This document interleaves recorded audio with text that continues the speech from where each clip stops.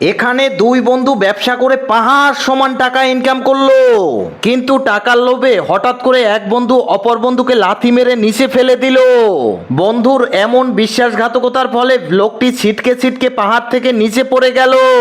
নিচে পড়ে দেখলো তার কাছে কয়টা টাকার বান্ডিল পড়ে আছে, সেই টাকাগুলোকে নিয়ে সে একটা ব্যাংক খুললো। এরপরে লোকটি কঠোর পরিশ্রম করতে শুরু করলো।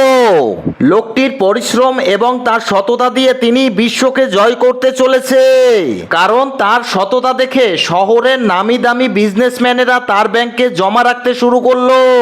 এখন তার ব্যাংকে প্রতিদিন হাজার হাজার কোটি টাকা জমা হচ্ছে এবং লোকটির সততা দেখে সেখানে লোকজন টাকা জমা রাখার জন্য ভিড় লাগিয়ে থাকতো। বন্ধুরা, এর পরের অংশ দেখার আগে ভিডিওটিতে একটি লাইক করে চ্যানেলটা সাবস্ক্রাইব করো এবং কমেন্ট করে জানিয়ে যাও তুমি তোমার মাকে ভালোবাসো নাকি তুমি তোমার বাবাকে ভালোবাসো।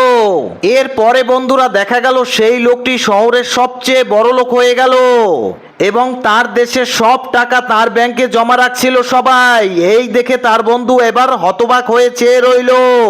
তুমি কি আশা করছো বন্ধু? তুমি কি সৎ হবে নাকি অসৎ হবে?